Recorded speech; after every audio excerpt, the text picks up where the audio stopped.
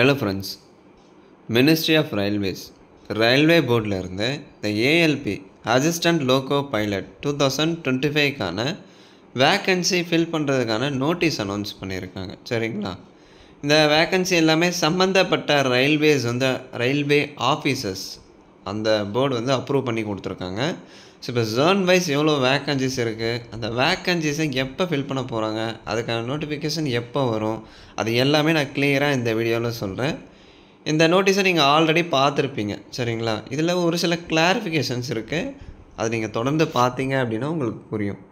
So கிட்டத்தட்ட 9,970 vacancy, 9,970 vacancy 2025, அதாவது இந்த வருஷத்துக்கான ஏஎல்பி வேக்கண்ட் கொடுத்துருக்காங்க. ஸோ இந்த வேக்கண்ட் இவ்வளோ தானா, வெறும் 9,000 வேக்கன்சியா அப்படின்னிங்கன்னா இல்லை, அது அப்படியே டபுள் ஆகும். போன வருஷம் அப்படி தான் வேக்கன்சி குறைவாக தான் கொடுத்துருந்தாங்க. அப்புறம் அப்ளிகேஷன் க்ளோஸ் பண்ணிவிட்டு இன்க்ரீஸ் பண்ணிட்டாங்க. ஸோ அப்ளை பண்ணாதவங்களுக்கான வாய்ப்பு அங்கே இல்லை, மறுபடியும் அப்ளை பண்ண முடியல. சரிங்களா? ஸோ அதே மாதிரி இந்த முறை பண்ணுறதுக்கான வாய்ப்பும் இருக்குது. அப்ளை பண்ணிடுங்க, அதுக்கடுத்து வேக்கன்சி இன்க்ரீஸ் பண்ணுவாங்க. அப்ளிகேஷன் க்ளோஸ் பண்ணதுக்கப்புறம் வேக்கன்சி இன்க்ரீஸ் பண்ணாங்க அப்படின்னா நீங்கள் கண்டிப்பாக அப்ளை பண்ண முடியாது. சரிங்களா? லைவில் இருக்கிறப்பே அப்ளை பண்ணிடுங்க, கண்டிப்பாக வேக்கன்சி டபுள் ஆகும் இந்த முறையும். இப்போ சென்ட்ரல் ரயில்வேல பாருங்கள், 376 வேக்கன்ட் கொடுத்துருக்காங்க. ஈஸ்ட் சென்ட்ரல் ரயில்வேல ஒரு 700 வேக்கண்ட், அதே மாதிரி ஈஸ்ட் கோஸ்ட்டில் ஒரு 1461 வேக்கண்ட் கொடுத்துருக்காங்க. ஈஸ்டர்ன் ரயில்வே அதில் ஒரு 768 வேக்கண்ட். நார்த்து சென்ட்ரலில் 508, நார்த் ஈஸ்டர்னில் 100 வேக்கண்ட் தான். அதே மாதிரி நார்த் ஈஸ்ட் ஃப்ரண்டர் ரயில்வே அப்படின்னு சொல்லுவாங்க, அது ஒரு 125. நார்த்தன் ரயில்வேல ஒரு 521, நார்த்து வெஸ்டர்னில் 679, சவுத் சென்ட்ரலில் 989, சவுத் ஈஸ்ட்டில் பாருங்கள் 568 vacant. South east central, south eastern ரயில்வேல 796, நம்ம சதர்ன் ரயில்வேல 510 வேக்கண்ட் கொடுத்துருக்காங்க. அதாவது வெறும் 510 வேக்கண்ட் தானா, எதுக்கு ப்ரோ அப்ளை பண்ணிவிட்டு அப்படின்லாம் சொல்லாதீங்க. 510ன்றது ஒரு 5000 வேக்கன்சியாக கூட வரும். இது தோராயமாக இப்போதைக்கு இவ்வளோ வேக்கண்ட் அப்ரூவ் ஆகிருக்கு. இன்னும் வேக்கன்சி இருக்கலாம், அதை கன்சிடர் பண்ணி அவங்க ஆட் பண்ணி அப்ரூவ் பண்ணலாம். ஓகேங்களா? பண்ணலாம் அப்படின்ல பண்ணுவாங்க. 510 வேக்கண்ட் தானே அப்படின்னு சொல்லிட்டு அசால்ட்டாக இருந்துடாதீங்க. இந்த வேக்கன்சி கண்டிப்பாக டபுள் ஆகும். ஸோ அப்ளிகேஷன் ஒன்ஸ் ஓப்பன் பண்ணாங்க அப்படின்னா அப்ளை பண்ணிடுங்க. வேக்கன்சி இன்க்ரீஸ் ஆகட்டும் அப்புறம் அப்ளை பண்ணிக்கலாம் அப்படின்னு சொல்லிட்டுலாம் இருக்காதீங்க. அப்ளை பண்ணிவிட்டு உங்கள் ப்ரிப்ரேஷனை நீங்கள் ஆஸ் யூஷுவல் கண்டினியூ பண்ணுங்கள், அந்த வேக்கன்சி இன்க்ரீஸ் ஆகும். சதர்ன் ரயில்வேஸ்க்கு 5,000+ வேக்கன்சி வர்றதுக்கான வாய்ப்பும் இருக்குது. ஓகேங்களா?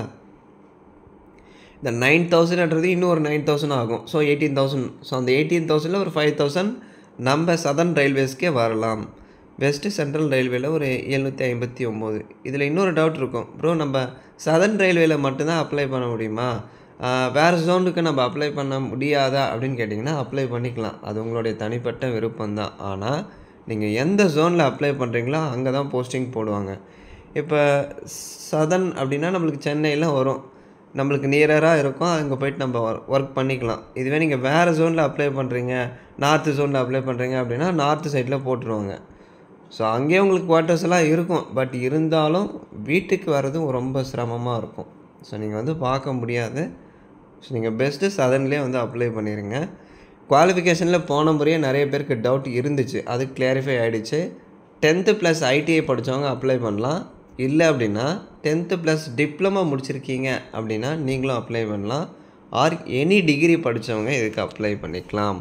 ஸோ 3 கேட்டகரி எலிஜிபிள் தான். டிப்ளமோ முடித்தவங்க மட்டும்தான் அப்ளை பண்ணணும், டிகிரி முடித்தவங்க மட்டும்தான் அப்ளை பண்ணணும், அந்த மாதிரிலாம் எதுவும் இல்லை. ஐடிஐ படிச்சிருந்தாலும் அப்ளை பண்ணலாம், டிப்ளமோ படிச்சிருந்தாலும் அப்ளை பண்ணலாம், டிகிரி படிச்சிருந்தாலும் அப்ளை பண்ணிக்கலாம். ஓகேங்களா? வெறும் 10th மட்டும்தான் படிச்சிருக்கேன் அப்படின்னா நீங்கள் எலிஜிபிள் இல்லை. 10th +2 மட்டும் எலிஜிபிள் இல்லை. அது கூட ஐடிஐ இல்லை அப்படின்னா டிப்ளமோ, இல்லை அப்படின்னா டிகிரி, இந்த 3 குவாலிஃபிகேஷனில் ஏதாவது ஒரு குவாலிஃபிகேஷன் படிச்சிருந்தால் நீங்கள் அப்ளை பண்ணிக்கலாம். இப்போதைக்கு எல்லா ஜோனுக்கும் கிட்டத்தட்ட 9,970 வேக்கண்ட் அப்ரூவ் ஆகிருக்கு. அந்த வேக்கன்சி இன்க்ரீஸ் பண்ணி கொடுப்பாங்க.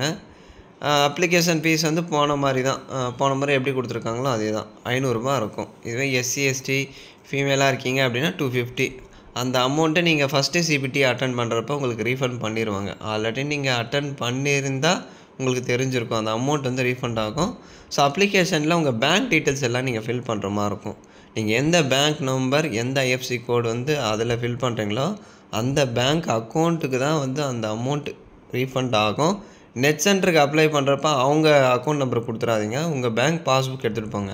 உங்கள் அக்கௌண்ட் நம்பர் என்னவோ அதை தான் நீங்கள் ஃபில் பண்ணணும். சரிங்களா? எல்லாமே உங்கள் இண்டிவிஜுவலாக இருக்கணும். அதில் வெளியே இருந்து ஒருத்தர் யாரும் வரக்கூடாது. எல்லாமே உங்கள் செல்ஃப் டீட்டெயில்ஸாக தான் இருக்கணும். அடுத்தவங்க டீட்டெயில்ஸ் எதுவுமே நீங்கள் அப்ளிகேஷனை ஃபில் பண்ணக்கூடாது, இன்க்ளூடிங் பேங்க் டீட்டெயில்ஸும். ஸோ குவாலிஃபிகேஷன் பார்த்துட்டோம். அப்ளிகேஷன் மேபி இது மார்ச் இல்லைங்களா? ஸோ ஏப்ரலில் ஓப்பன் ஆகலாம்.